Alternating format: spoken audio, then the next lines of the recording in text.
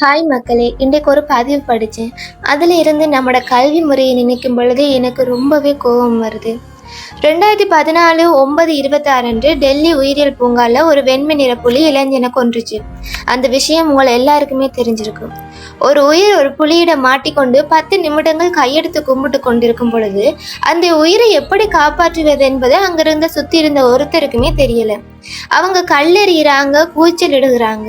கல் எறிய அந்த புலிக்கு கோபம் வந்து அது இருந்த அந்த இளைஞனை தாக்கணும்னு தான் அதுக்கு தோணுதே தவிர அங்கிருந்து அது விலகணும்னு அது எப்பயுமே நினைக்கிறீங்க. அந்த உயிர் போறதுக்கு காரணம் என்னன்னு நினைக்கிறீங்க? அறியாமை. மிருகங்கள் சத்தத்துக்கு முரலும், ஆனா நெருப்புக்கு பயப்படும். கூடியிருந்த அத்தனை பார்வையாளர்கள்ல யாராவது ஒருவன் தன் சட்டியை கலற்றி அதில் நெருப்பு வைத்து அந்த வாலிபனிடத்தில் எரிந்திருந்தால் புலி மிரண்டு ஓடி இருக்கும். அந்த அறிவை கூட நம்மளோட கல்வி முறையில நமக்கு சொல்லி தரையில. A+A 2A இந்த வெற்று தேற்றத்தாலே நமக்கு என்ன பயன் சொல்லுங்க?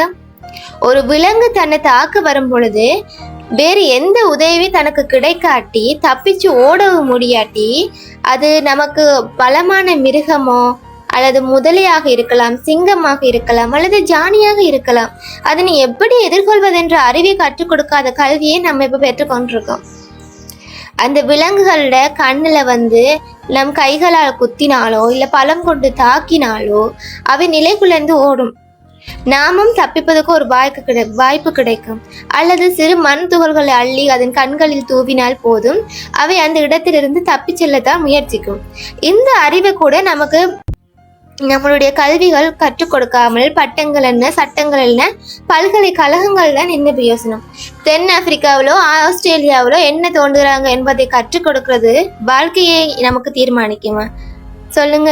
வாழ்க்கை கல்வியை முதல்ல கற்றுக் கொடுங்க. மற்றவரிடம் மதிப்பு எப்படி, மற்றவரிடம் மதிப்பது எப்படி, மற்றவரின் உணர்வுகளை புரிந்து கொள்வது எப்படி, பெற்றோரிடம் எப்படி நடந்து கொள்வது, சாலை வீதிகள் என்ன, ஏன் சாலை வீதிகளை பின்பற்ற வேண்டும், அடிப்படை சட்டங்கள் என்ன, நமக்கான உரிமைகள் என்ன, காவல் நிலையங்களை எப்படி அணுகுவது, விபத்து ஏற்பட்டால் அதை எப்படி எதிர்கொள்வது, விஷக்கடிகளை எப்படி தப்பிப்பது, மாரடைப்பு வந்தால் என்ன செய்வது, நோய்களை எவ்வாறு கண்டறிவது, எந்த மருந்துகள் எல்லாம் தடை செய்யப்பட்டவை, பின் விளைவுகள் உள்ளவை, மற்றவர்களை நேசிப்பது எப்படி, நேர்மையாக இருப்பது எப்படி, இவையெல்லாம் கல்வியில கற்றுக் கொடுங்களேன்.